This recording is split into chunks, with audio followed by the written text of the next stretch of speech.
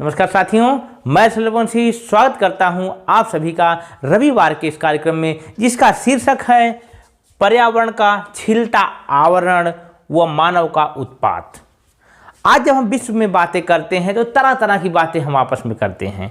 जैसे कि अमेरिका में चुनाव चल रहा है, भारत में अर्णव गोस्वामी की गिरफ्तारी को लेकर के बवाल चल रहा है, बिहार में चुनाव इलेक्शन के बाद चुनाव नतीजों का इंतजार चल रहा है। साथ ही साथ ऐसे बहुत सारे हमारे स्थानीय मुद्दे हैं जिनको लेकर के हम लगातार चर्चा पर चर्चा करते रहते हैं। लेकिन एक ऐसा विषय है जो हमारे जीवन से जुड़ा हुआ है, हमारे अस्तित्व से जुड़ा हुआ है, जो कहीं ना कहीं हमारी सरकारों की नज़र में और हम सब की नज़र में इतना नीचे है कि हम उन पर बहुत कम ही चर्चा करते हैं। इस विषय पर मैं चर्चा प्रारंभ करूं आज के शीर्षक से जुड़े हुए विषय पर, उससे पहले रहीम दास का एक छोटा सा दोहा आपके पेश में खिदमत में पेश करता हूं। कह रहीम कैसे निभे, कह रहीम कैसे निभे बेर केर के संग, ओ डोलत रस्यापने उनके फाटते अंग। कुछ ऐसी स्थिति हम मानवों ने आज धरती की बना के रखी है। यदि हम शुरू से प्रारंभ करें तो लगभग 11 अरब वर्ष पूर्व इस ब्रह्मांड का अस्तित्व आया। बिग बैंग थियरी के अनुसार इस हमारा साइंस मानता है, जिसमें मेरा बिलीफ है। बाकी जो रिलीजियस बिलीफ्स हैं मैं उनमें विश्वास नहीं कर पाता हूँ। उसके बाद 4.6 अरब वर्ष पूर्व इस धरती का निर्माण हुआ। इस प्रकार से ये ऐसे प्लैनेट का निर्माण हुआ जो धीरे धीरे जीवों को उत्पन्न करने के अनुकूल बनती चली गई और उस पर वायरस से लेकर के प्रारंभिक जीव वायरस से लेकर के वर्तमान में इस धरती के सर्वोच्च उद्विकास की श्रृंखला को सर्वोच्च चरमोत्कर्ष को प्राप्त कर चुके मनुष्य का उद्भव होता है। लेकिन खुद को इस धरती का सबसे ज़्यादा समझदार और सबसे ज़्यादा बुद्धिमान प्राणी समझने वाला मानव आज इस धरती के लिए दानव बन चुका है। जैसा कि विभिन्न रिपोर्ट्स, विभिन्न प्रकार के प्रूफ अपने आप सामने आ जाते हैं कि हम धरती का कितना शोषण कर रहे हैं। हमारी कुदरत हमें बार बार वार्निंग दे रही है, हमारी कुदरत हमें बार बार वार्निंग दे रही है, बार बार सचेत कर रही है, लेकिन हम हर बार नज़रअंदाज कर दे रहे हैं और यह भूल जा रहे हैं कि हम कितना उत्पात इस धरती पर मचाए हुए हैं, चाहे वह किसी भी प्रकार का हो। मैं उस डिटेल में नहीं जाना चाहूँगा, मैं कुछ फैक्टों के साथ इस वीडियो को आगे बढ़ाने का प्रयास करूँगा। जैसे कि इस धरती पर यदि औद्योगिकरण की बात की जाए तो औद्योगिकरण का प्रारंभ लगभग 1750 के बाद तेजी से आगे बढ़ता है, जब विज्ञान का धीरे धीरे विकास होना चालू होता है, मशीनीकरण का प्रारंभ होता है और उसके बाद मानव तरह तरह के नए नए एक्सपेरिमेंट करता है, नए नए अन्वेषण करता है और उसके फलस्वरूप इस धरती पर औद्योगिकरण का प्रारंभ होता है। और उस औद्योगिकरण ने कहीं न कहीं मशीनीकरण को बढ़ावा दिया और उसी मशीनीकरण ने कहीं न कहीं कार्बन उत्सर्जन करने वाले ऐसे ऐसे ईंधनों का उत्पादन हुआ, उनका उपयोग प्रारंभ हुआ जो इस धरती के लिए एक नासूर का काम करना प्रारंभ कर दिए, जिसमें कार्बन डाइऑक्साइड है, क्लोरोफ्लोरोकार्बन है, कार्बन मोनोऑक्साइड है और विभिन्न प्रकार की असंख्य गैसें हैं जो इस धरती को लगातार विषैला बनाती जा रही हैं और इतना विषैला बनाती जा रही हैं कि इस धरती पर जीवों का जीवन ही संकट में पड़ गया है। जैसा कि नए शोध बताते हैं कि औद्योगिक क्रांति के बाद से इस धरती का टेम्परेचर लगभग औसत डिग्री टेम्परेचर 1 डिग्री सेल्सियस बढ़ गया है। यदि और इसी रफ्तार से हम इस अपने प्रदूषण को बढ़ाते रहे तो इस सदी के मध्य तक, मतलब 2050 तक इस धरती का औसत तापमान 1.5 डिग्री टेम्परेचर बढ़ जाएगा। अब तापमान बढ़ने का मतलब आप समझ सकते हैं कि समुद्रों का तापमान बढ़ेगा।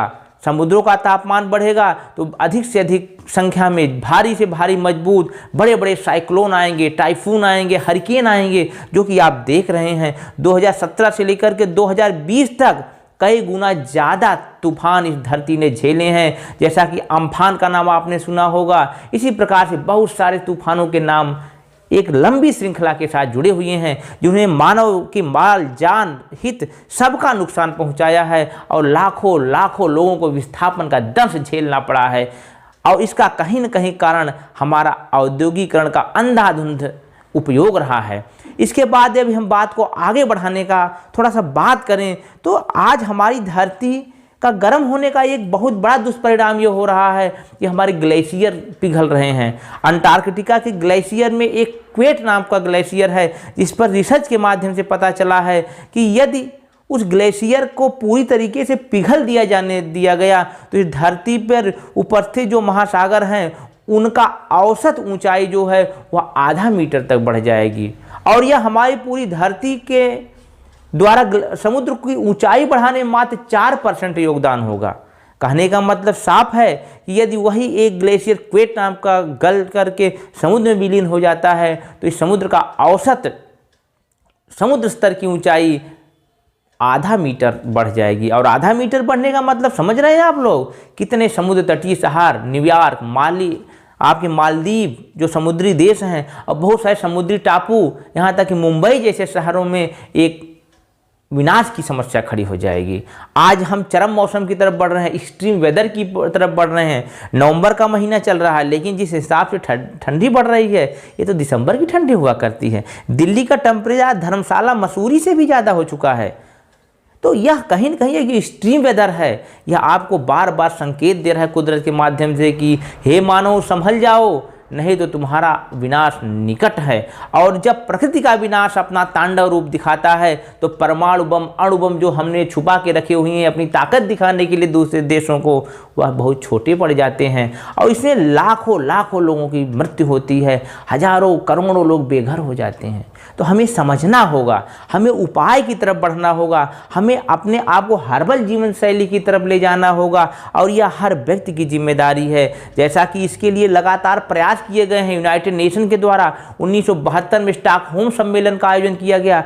5 जून 1973 से पर्यावरण दिवस मनाने का कार्यक्रम प्रारंभ हुआ, जिससे मानव को जागरूकता बढ़े। 1992 में पृथ्वी सम्मेलन का आयोजन किया गया, जिसके 3 प्रमुख एजेंडे हुए, एक क्लाइमेट चेंज, दूसरा जैव विविधता और तीसरा था कंजर्वेशन ऑफ डेजर्टिफिकेशन। धरती पर मरुस्थल बढ़ रहे हैं, मृदा की उपजाऊ क्षमता बढ़ रही है, अवैध खनन बढ़ रहे हैं, जिससे इस धरती का संतुलन बिगड़ रहा है। और जिस प्रकार से औद्योगिकरण तेजी से बढ़ रहा है उसका यह बहुत बड़ा दुष्प्रभाव है कि ग्रीन हाउस गैस जो है बहुत तेज़ी से बढ़ रही हैं। हालांकि ग्रीन हाउस गैसों का इस धरती को बचाने में बहुत बड़ा योगदान है, यदि उनको एक निश्चित मात्रा में धरती के चारों तरफ रखा जाए। ये ग्रीन हाउस गैसें हमारे धरती के लिए कंबल का कार्य करती हैं। यदि सारी ग्रीन हाउस गैसें धरती से ख़त्म हो जाएँ तो हमारी धरती का औसत तापमान -18 डिग्री टेम्परेचर हो जाएगा, जो कि कहीं न कहीं मानव जीवन के लिए बड़ा ही दुष्कर होगा। तो इस ग्रीन हाउस गैसों का एक सकारात्मक माहौल है, लेकिन हम जिस प्रकार से ग्रीन हाउस गैसों का अत्यधिक उत्सर्जन करते जा रहे हैं वह इस धरती के लिए और इस मानव जाति के लिए बहुत ही खतरनाक है। आप लोगों ने देखा होगा ऑस्ट्रेलिया में आई हुई भयानक दावानल से 50 करोड़ जीवों को, जंतुओं को अपने जान की आहुति देनी पड़ गई। करोड़ों अरबों पेड़ जल करके भस्म हो गए, करोड़ों हेक्टेयर की भूमि बंजर हो गई, वहाँ के फॉरेस्ट समाप्त हो गए। ऑक्सीजन की कमी हमारी धरती पर कहीं न कहीं इससे बढ़ेगी। और साथ ही साथ सदाबहार वन, ब्राज़ील के जो पूरी दुनिया के फेफड़े कहे जाते हैं, उसकी भयानक आग, कैलिफोर्निया के जंगलों में लगी हुई आग, ये तो कहीं न कहीं संकेत है हमारे लिए कि हमें संभलना है। लेकिन हम संभल नहीं रहे हैं। हम आपस में एक दूसरों के देशों के साथ कन्फ्लिक्ट पैदा करके, धर्मों की राजनीति करके इन बातों से बचने का प्रयास कर रहे हैं। उदाहरण दिया जाए तो हम तूफान से बचने के लिए पक्षी की तरह, शुतुरमुर्ग की तरह अपना सर बालू में डाल करके बैठ गए हैं, रेत में डाल करके बैठ गए हैं, लेकिन यह इसका समाधान नहीं है। दोस्तों, एक स्टडी मैं आपको बताऊं, चाइना ने अगले 25 वर्षों के लिए अपने यहाँ कूड़ा कचरा को एकत्रित करने के लिए एक भंडार बनाया था, लेकिन वह अपनी क्षमता से पहले ही 25 वर्ष पहले ही वो कूड़ा इतना उसमें कूड़ा इकट्ठा हो गया कि वह कूड़ादान भर गया। यह स्थिति है। आइए थोड़ा सा एक मैं आपको मूल्यांकन बताता हूँ भारत में भूजल स्तर की। भारत में भूजल स्तर की अगर मैं बात करूं तो 1951 में 1951 में पर व्यक्ति के हिसाब से अगर देखा जाए, एक साल के लिए 5177 क्यूबिक मीटर जल प्रति व्यक्ति के लिए उपलब्ध हुआ करता था। लेकिन वर्तमान में यदि इसकी बात देखी जाए तो हमारे पास प्रति व्यक्ति मात्र 1545 क्यूबिक मीटर जल बचा हुआ है प्रति व्यक्ति के हिसाब से 1 साल का, जो कि कहीं न कहीं बड़ी भयानक स्थिति है। और जो विश्व पर्यावरण संगठन है उसका मानना है ये 1700 से नीचे प्रति व्यक्ति की उपलब्धता हुई क्यूबिक मीटर पर ईयर तो कहीं न कहीं वह संकटग्रस्त स्थिति है, डेंजरस स्थिति है। और उसके बाद ये इसकी मात्रा 1000 के नीचे हुई तो अति संकट की स्थिति में वह देश पहुंच सकता है। तो जो देश 1951 में 51 से 77 क्यूबिक मीटर जल के साथ हुआ करता था, आज 1545 बचा हुआ है। ये 2018 के आंकड़े हैं, इस बात को भी ध्यान में रखिएगा। वहीं अमेरिका जैसों के पास लगभग 6000 क्यूबिक मीटर जल उपलब्ध है। और चाइना जो हमारा पड़ोसी देश है वहाँ पर लगभग 2500 क्यूबिक मीटर जल प्रति वर्ष प्रति व्यक्ति के लिए उपलब्ध है। तो ये आंकड़े जो हैं कहीं न कहीं एक भयानक जल त्रासदी की तरफ इस देश को ले जा रहे हैं। और आने वाले समय में पानी को लेकर के काफ़ी द्वंद्व सामने आएगा। और साथ ही साथ मैं एक छोटी सी घटना से आपके इन भयानक बातों से जोड़ने का प्रयास करूंगा।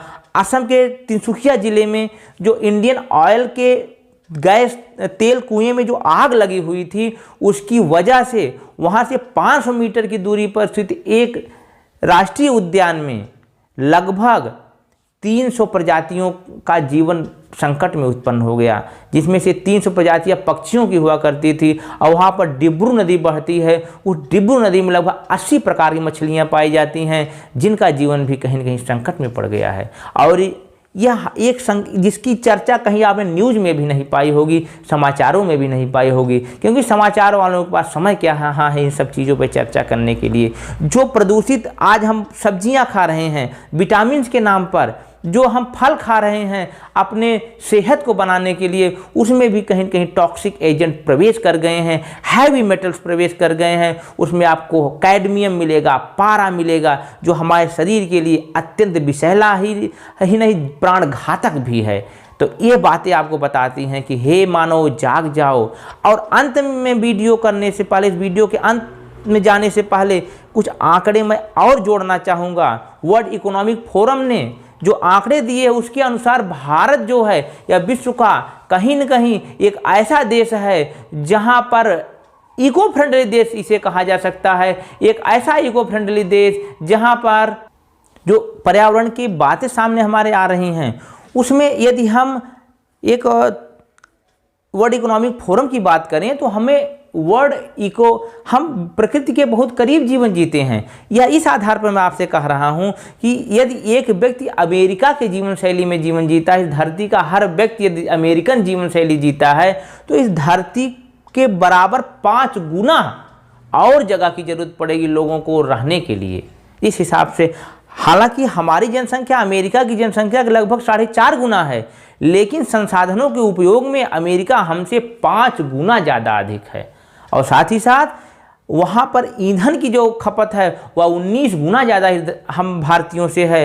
और साथ ही साथ यदि हम बात करें ईंधन के खपत की तो वह 16 गुना ज़्यादा है। तो 19 गुना ज़्यादा ऊर्जा की खपत, 16 गुना ज़्यादा ईंधन की खपत अमेरिकन्स करते हैं। या और चाइना विश्व का सबसे बड़ा पर्यावरण प्रदूषित गैस पैदा करने वाला देश है, जहाँ पर भारत से 4 गुना ज़्यादा प्रदूषण उत्पन्न किया जाता है। तो यह बातें जो हैं आपके सामने लाते हैं कि किस प्रकार से हम समस्याग्रस्त होते जा रहे हैं। दोस्तों, अपने अंत में मैं एक बात बताना चाहूँगा कि दुनिया के 30 बड़े प्रदूषित शहरों में से 22 शहर हमारे देश के हैं, जिसमें गाजियाबाद नंबर 1 पर है। एक औसत व्यक्ति की यदि आयु की तुलना की जाए तो प्रदूषण की वजह से उस व्यक्ति की आयु लगभग 6 से 10 वर्षों तक कम हो जाती है। तो गाजियाबाद रहने में जो शान समझते हैं, दिल्ली में रहने वाले जो अपने आप को सम्मान का विषय समझते हैं, उन्हें पर्यावरण के लिए उठ खड़ा होना होगा, नहीं तो आपकी आने वाली पीढ़ियों के लिए समस्या होगी। आपकी औसत आयु लगभग 6 से 10 वर्ष कम होगी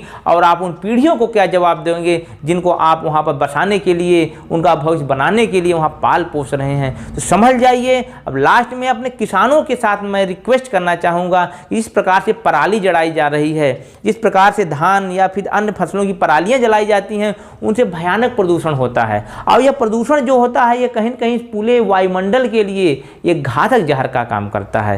साथियों, सरकार से भी यह बात रिक्वेस्ट की जानी चाहिए कि वह इस प्रकार का मेजर्स अपनाए, इस प्रकार के योजनाएं लाए जिससे किसानों को पराली जलाने से बचना पड़े और उन्हें अपने पराली का निस्तारण के लिए कोई न कोई वैज्ञानिक समाधान की तरफ आगे बढ़ने का मौका मिले।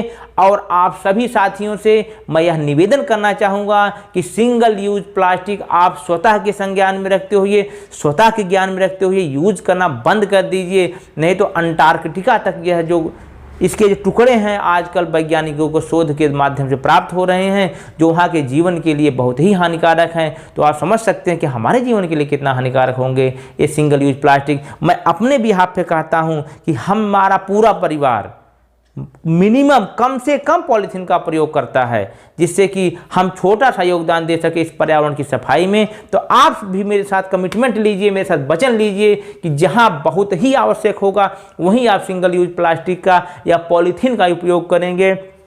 मार्केट जाने के लिए झोला लेकर के जाएंगे और अधिक से अधिक इस प्रकार की चीज़ों को बढ़ावा देंगे जो पर्यावरण के अनुकूल हो, पर्यावरण के करीब हो। इन्हीं बातों के साथ मैं रसल रघुवंशी इस उम्मीद के साथ, इस विश्वास के साथ कि मेरी बातें आपको अच्छी लगी होंगी और यह आपके जीवन में कोई न कोई परिवर्तन अवश्य लाएंगी। इन सकारात्मक बातों को आप अपने दोस्तों तक फैलाइए, इस वीडियो को अधिक से अधिक शेयर करिए, लाइक करिए और हाँ, इस चैनल को लोगों के हित में, देश के हित में, सबके हित में सब्सक्राइब करिए। तो मिलते हैं फिर अगले वीडियो में एक नए टॉपिक के साथ, एक नई जानकारी के साथ। तब तक आप लोग खुश रहें, आबाद रहें और ध्यान रखें कि कोरोना की सेकेंड वेव जो है वह दिल्ली के साथ पूरे देश में तेज़ी से बढ़ रही है। तो अपने स्वास्थ्य का, अपनों के स्वास्थ्य का ध्यान रखें। मैं रघुवंशी विदा लेता हूँ।